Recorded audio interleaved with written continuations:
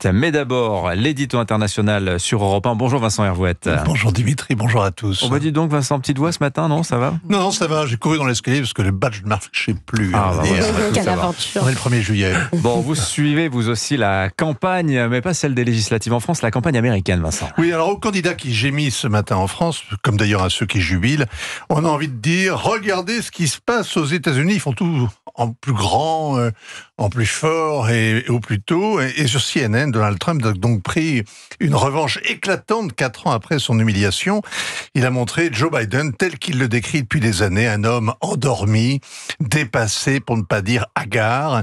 Et tous ceux qui l'accusaient d'exagérer en décrivant Sleepy Joe sont aujourd'hui ridiculisés. Trump vient de discréditer les grands médias qui interdisaient depuis 4 ans de s'alarmer de la santé du président. Si vous parliez de sénilité, vous étiez une personne déplorable, un factieux ou même un conspirationniste, un complotiste peut-être. La semaine dernière encore, ces médias se scandalisaient des fake news montrant le président égaré. Or, la vérité crue, c'est que Joe Biden est par moments gâteux, il a des absences, il est lacunaire. Les médias l'ont caché, mais c'est impossible de le dissimuler plus longtemps. Et avec eux, c'est toute l'oligarchie progressiste, c'est l'État profond qui se retrouve mis en cause. Et la Maison-Blanche, elle reste dans le déni. Jill Biden a tweeté « Bravo, tu as fait du beau boulot, tu as répondu à toutes les questions. » Cette forme de déni relève sans doute de l'amour conjugal. Le soutien que Barack Obama et le couple Clinton se sont précipités d'afficher est beaucoup plus suspect. Il n'y a pas que l'amour qui rend aveugle.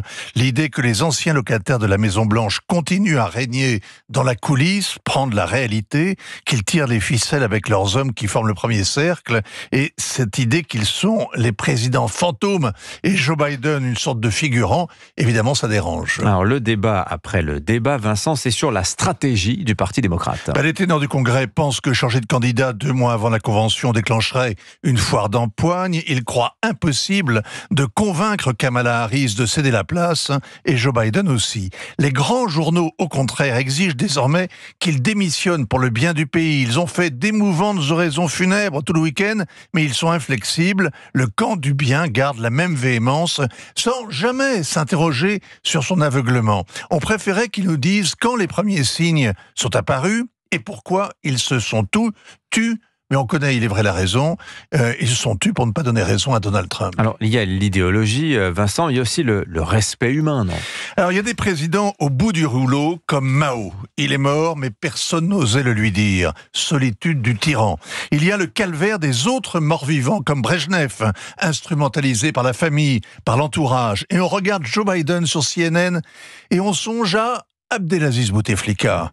Rappelez-vous, 1 an après son AVC, le président algérien réapparut pour la première fois dans un bureau de vote. Il était très diminué, en chaise roulante, mais il se représentait pour un 4e mandat. Les généraux, le clan, tout le système voulaient le maintenir en place et tentera même de le faire réélire une 5e fois, alors que le président était devenu grabataire et muet. Les personnes qui devaient s'adresser à lui s'exprimaient devant son portrait.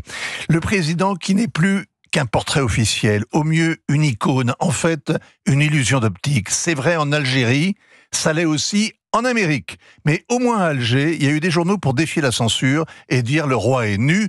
On n'ose pas croire que la presse écrite aux États-Unis est pire qu'en Algérie. Signature Europe 1, Vincent Hervouette. Merci beaucoup Vincent. À demain, 7h45.